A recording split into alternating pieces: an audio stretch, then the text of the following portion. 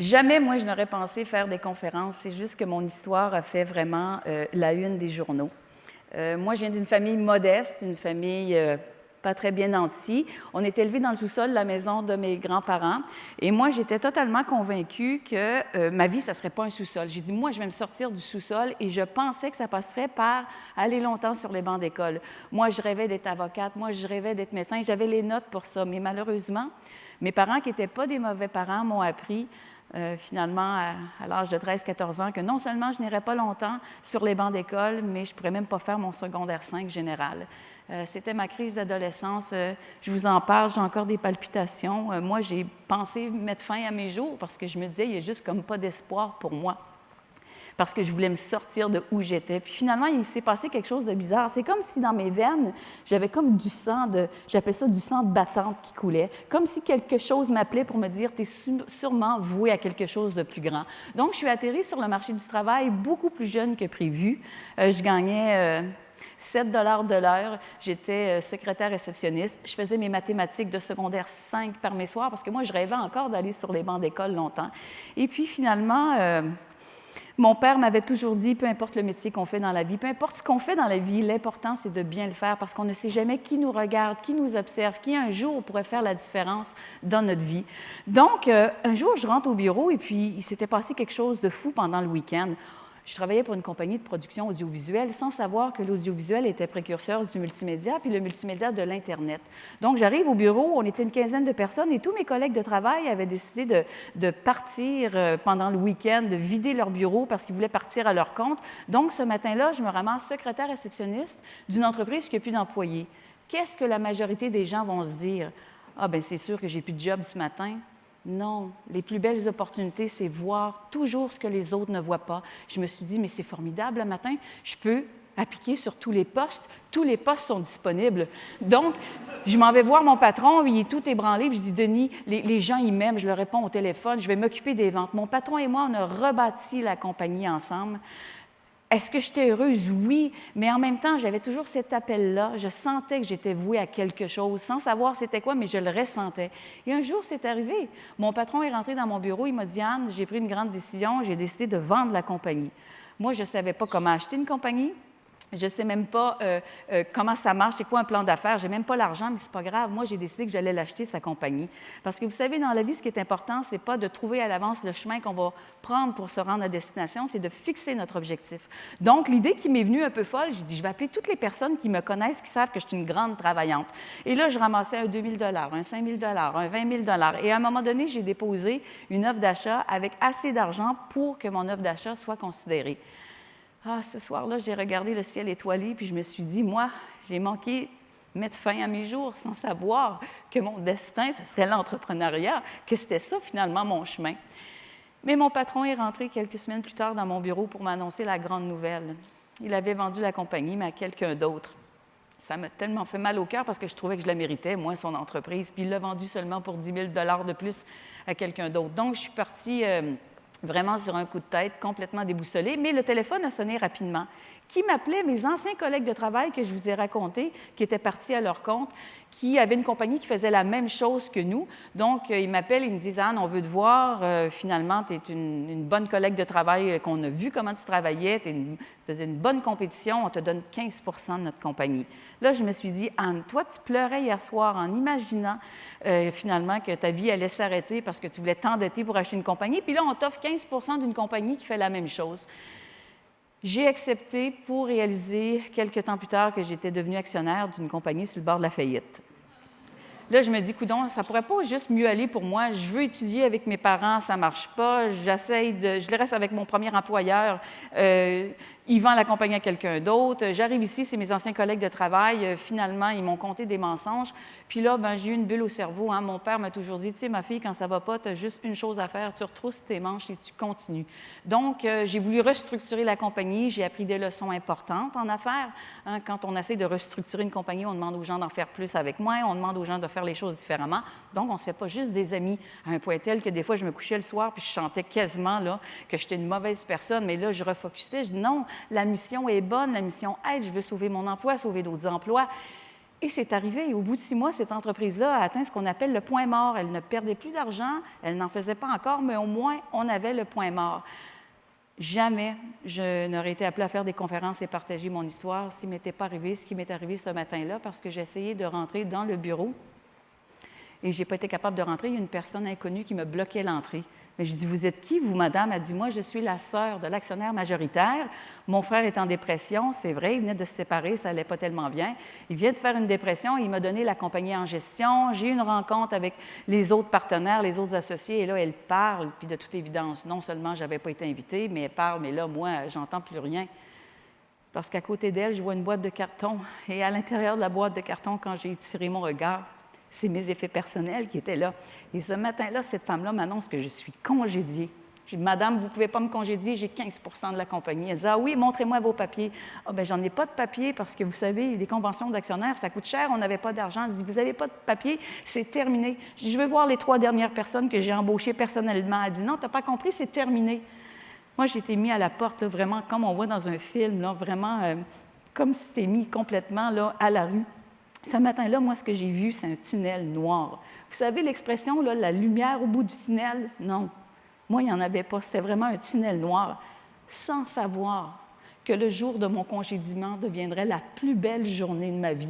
Parce que c'est le jour de mon congédiement que j'ai décidé que j'allais prendre totalement mon destin en main. Et lorsque je suis arrivée chez moi, les 3 personnes que j'avais embauchées dans l'ancienne entreprise qui venaient de me congédier m'avaient laissé un message à l'effet que si je me partais en affaires, ces gens-là allaient me suivre parce que quand je les avais passés en entrevue, c'était moi qui avais dit oui. Donc, je suis partie en affaires le jour de mon congédiement. Pensez à ça. S'il y a une journée que tu ne veux pas faire de grands projets, c'est bien la journée où tu as été congédié, mais en même temps, c'est miraculeux parce que là, je n'avais plus rien à perdre, j'avais vraiment juste tout à gagner. Et là, je suis devenue une personne audacieuse. C'est vraiment ce qui a marqué mon parcours entrepreneurial. Je suis devenue une personne audacieuse, audacieuse d'audace. Ça, c'est vraiment de l'audace. Et ça fait de nous une personne qui n'a pas de limite, qui veut tout faire pour que les choses arrivent. Donc, je me suis dit, bon, je vais me partir dans le domaine de l'Internet. Le taux de connectivité Internet au Québec à cette époque-là était de 5 Tu disais le mot Internet, le monde ne savait même pas c'était quoi, puis toi, tu décides que tu vas gagner ta vie là-dedans. Alors, je me suis dit, OK, j'ai 3 personnes qui veulent travailler pour moi. Vite, ça me prend des équipements, donc il me vient une bulle au cerveau. Je vais appeler la compagnie Apple Canada. On réussit à me transférer à quelqu'un d'apparemment bien important à Toronto. Et là, je lui vends là, vraiment là, toute mon histoire, ma salade. Et là, je lui dis, il faut que vous me passiez des équipements gratuitement. Et là, on me fait comprendre que ça ne fonctionne pas du tout, que ce n'est pas leur mission. Mais moi, ce n'est pas grave, ma décision est prise. Il faut qu'ils me passent des équipements parce que j'en ai besoin. Sachez qu'Apple Canada m'a rappelé, ils m'ont dit, on n'avait jamais reçu un appel comme ça d'une personne aussi déterminée. Ils m'ont envoyé des ordinateurs extraordinaires. J'ai commencé à produire, j'ai travaillé. Si vous pensez qu'il n'y a pas de travail dans le succès, le meilleur conseil que je peux donner aux gens, c'est lâcher tout de suite. Et là, je me disais, je suis à Québec, il faut que je trouve des contrats à Montréal parce que mon marché ne pouvait pas vivre juste avec Québec. Et là, j'allais à Montréal, puis ça ne fonctionnait pas. Les gens disaient, ah, c'est les nouvelles technologies, on ne connaît pas trop ça, on va travailler avec des fournisseurs plus près. Là, je me suis dit, parfait, Montréal, tu ne veux pas travailler avec moi? Moi, je vais aller à Toronto. Parce que la pire chose qu'on peut faire dans la vie lorsqu'on a un objectif et qu'on n'est pas capable de l'atteindre, c'est de descendre notre objectif. Ça, c'est un drame. Il faut fixer notre objectif encore plus haut parce qu'on est sûr qu'on va toujours aller plus haut. Alors, je me suis dit, d'accord, tu ne veux pas travailler avec moi, Montréal, moi, je vais aller à Toronto. Mais comment on fait pour aller à Toronto quand on ne connaît personne, quand on n'a pas d'argent pour faire du développement d'affaires, quand on ne parle pas bien anglais? Je vais vous donner un truc extraordinaire. On en parle tout le temps, à tout le monde, sans exception. Monsieur, madame, je fais du multimédia, de l'Internet. Connaissez-vous quelqu'un à Toronto? Et un jour, j'ai un rendez-vous galant. La 3e question à ma date devant moi, je lui dis, toi, tu connais-tu quelqu'un à Toronto? Et le gars me dit oui. Je dis, ah oui, c'est qui? Il me dit, ah ben c'est Marc Gosselin. Il dit, Marc Gosselin, il est directeur marketing de la compagnie Heinz à Toronto. C'était carrément le persona, profil type du client potentiel de ce que je recherchais. Et un jour, je suis devant le directeur marketing de la compagnie Heinz à Toronto. Je ne suis pas enthousiasmée, je suis enthousiasmée d'enthousiasme, à un point tel qu'il me dit, oh, Madame Marcotte, calmez-vous, calmez-vous. Je l'ai regardé, je lui ai parlé directement dans le cœur. Je lui ai dit, demandez-moi pas de me calmer. Parce que si vous me donnez un contrat, vous changez mon destin. Demandez-moi pas de me calmer. Je pense que ça l'a tellement, toute cette information-là l'a tellement transversé dans son cœur que finalement, il m'a donné un mandat. Et là, je me promenais à Montréal. J'ai dit, à Montréal, je fais affaire avec Toronto, faites affaire avec moi, mais ça ne marchait pas plus. Je me suis dit, parfait, je vais trouver autre chose. Vous savez, dans la vie, retenez ça, ce qu'on cherche nous trouve. Je ne savais pas ce que je cherchais, mais je savais que je recherchais quelque chose. Et un jour, je vois que le premier ministre de l'époque, qui était Lucien Bouchard, organise la plus grande mission commerciale jamais organisée au Québec. Il va choisir 160 entrepreneurs, puis il va les amener en Chine. Moi, ce matin-là, je dis, moi, je vais aller en Chine. Je rencontre la personne qui s'occupe de la mission, et là, il me dit, écoutez, madame, vous êtes combien de personnes, vous, chez Marcotte Multimédia? Je dis, moi, monsieur, si je me compte, on est 4. C'est parce que les personnes qui viennent avec nous, c'est des entreprises comme Bombardier, c'est des milliers d'employés. Ça ne me dérange pas ce qu'il me dit. Moi, ma décision est prise. Moi, j'ai décidé que je vais partir en Chine. Et là, je lui écrivais des courriels et je vais vous donner un truc extraordinaire. Sachez que lorsque vous voulez convaincre ou créer un contact favorable avec quelqu'un qui vous connaît ou quelqu'un qui ne vous connaît pas et que vous envoyez un message, sachez que la magie qui opère, c'est que lorsque vous envoyez un courriel, le titre du courriel peut créer une émotion favorable. Et 50 du taux d'une émotion favorable va se créer par le titre du courriel. Donc, les courriels, c'est important. Les messages que vous envoyez, ne laissez jamais les gens indifférents à votre rencontre. Et un jour, j'ai réussi à convaincre la mission commerciale de m'accepter. Je suis partie en Chine et ce matin-là, je pensais vomir ma vie parce que je me sentais comme l'intrus. Devant moi, c'était tous les gens du Québec King. Et moi, j'arrive là, 160 personnes, 3 femmes seulement. La plus jeune, la plus petite entreprise, c'était moi. Et j'arrive là avec mon tailleur bleu marin, mon petit chignon, j'essaie de paraître un peu plus vieille. Et là, c'est le Québec King devant moi. Je suis complètement ébahie. Et là, je me dis, je suis l'intrus de la mission, mais qu'est-ce que je viens faire ici? Je suis pleine de doutes jusqu'à temps qu'un grand banquier se présente à moi, qui était très connu, il vient me voir et je me suis dit, oh mon Dieu, Anne, t'as douté de toi encore une fois, regarde, t'es reconnue, il va venir te parler. Il s'approche de moi dans l'avion, il me dit, mademoiselle, apportez-moi un verre d'eau. Il pensait que j'étais un agent de bord. Qu'est-ce que je vous ai dit? Les plus belles opportunités, c'est voir ce que les autres ne voient pas. Donc, moi, ce que j'ai vu là-dedans, c'est qu'il me parle, il va se souvenir de moi.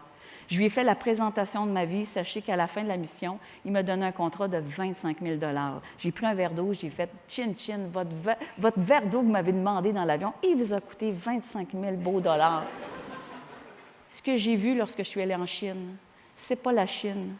C'est 20 heures de vol et j'ai prié pour qu'on ait le vent d'en face parce que c'est 1 heure de plus. Parce que être dans un avion 20 heures de temps avec 159 clients potentiels, les portes barrées, scellées, fermées, personne ne peut sortir, c'est extraordinaire. Et quand je suis revenue, là, tout le monde parlait de moi. Là, j'étais rendue comme... Les gens ne comprenaient pas où j'étais rendue. Mon Dieu, c'est qui cette personne? Et là, les multinationales s'intéressaient à nous. C'était le phénomène de la bulle Internet. Et un jour, on m'a donné rendez-vous à Place Ville-Marie avec une multinationale qui avait 15 000 employés qui s'intéressait à investir dans mon entreprise. Donc là, j'ai fait la présentation de ma vie. J'ai utilisé... On m'a donné 15 minutes pour faire le pitch de ma vie. Puis savez-vous quoi? C'est pas important le nombre de minutes. Ce qui est important, c'est comment vous mettez vos tripes sur la table. J'ai utilisé chacune des nanosecondes. Et à la fin, le président de cette compagnie-là, qui avait 15 000 employés, me dit « Madame Marcotte, c'est terminé, s'il vous plaît, je vous en... » Madame Marcotte, cessez, là, c'est terminé. Et là, il m'a regardé, il m'a dit « Donnez-moi votre prénom. » Il prenait des notes, je l'ai regardé. J'ai dit « Oui, mon prénom, c'est Anne. » Mettez 2 points après. Acharné à réussir. Il m'a dit « Ça, madame, je l'avais déjà perçu. » À 4 heures de l'après-midi, ils m'ont rappelé. Et ces gens-là m'ont fait une offre extraordinaire, une offre avec des chiffres, comme on peut voir dans les publicités de la loterie. Et là, vous savez, après ça, on a fait une transaction et mon histoire a fait la une des journaux de secrétaire à millionnaire. Mais aujourd'hui, c'est de secrétaire à millionnaire avec « Oublions l'argent ». Et pour oublier l'argent, je vais vous parler d'argent. Et si vous pouviez prendre mes pulsations, vous verriez à quel point mon cœur débat à chaque fois que je parle de ça, parce que c'est quelque chose qui a marqué à jamais mon parcours. Ils m'ont fait une offre incroyable. Bien sûr, on a fait des transactions, on a discuté. Bien sûr, il y a eu des ajustements, puis on a fait tout ce qu'il fallait faire pour faire une belle transaction, pour que ça soit gagnant-gagnant. Mais pour vous parler de « Oublions l'argent », je dois vous parler d'argent. Et je vais vous parler de ma première définition de la richesse. Moi, je l'ai eue à l'âge de 8 ans. C'était mon anniversaire de petite fille.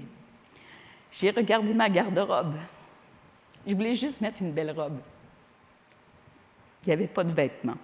Et je m'étais dit à l'âge de 8 ans, moi, un jour, je vais être tellement riche que je vais être capable de m'habiller 7 jours de temps, pas avec le même vêtement. Alors, comprenez-vous que le chiffre qu'ils m'ont fait, qui changeait à jamais mon destin, c'est pas ça qui m'enrichit. Moi, ce qui m'enrichit, c'est d'avoir réalisé dans la vie que même si les gens n'auraient jamais misé sur moi, que j'ai décidé que j'allais devenir, moi, mon meilleur atout, que j'allais défoncer des portes, que j'allais aller au-delà des limites. Ça, c'était la plus belle richesse que j'ai pu découvrir. Et ça, je l'ai à temps plein. Ça ne va jamais me quitter. Peu importe les fluctuations boursières, ça ne va jamais me quitter. J'ai toujours ça en moi. Et savez-vous quoi? Lorsqu'on a eu un succès dans la vie, le pire échec qu'on peut avoir, c'est de ne pas contribuer au succès des autres. Ça, c'est le pire échec qu'on peut avoir. Alors aujourd'hui, je me consacre à aider les autres, mettre les autres en lumière, les aider à aller au bout de leurs rêves et de leurs ambitions. Pourquoi? Parce que lorsqu'on contribue au succès des autres, on réalise que lorsqu'on va mourir, ce n'est pas un compte de banque qu'on va porter avec nous parce que ça ne vient pas avec nous. Mais moi, je crois que je vais devenir immortelle parce que je crois que je vais pouvoir vivre à travers les histoires des autres. Il y a même des livres de jeunes entrepreneurs où est-ce que mon nom apparaît dans plusieurs pages. Donc, j'ai réalisé que la plus grande richesse qu'on peut avoir, c'est vraiment de contribuer au succès des autres lorsqu'on a connu le succès. J'espère que vous avez apprécié ma présentation. Merci.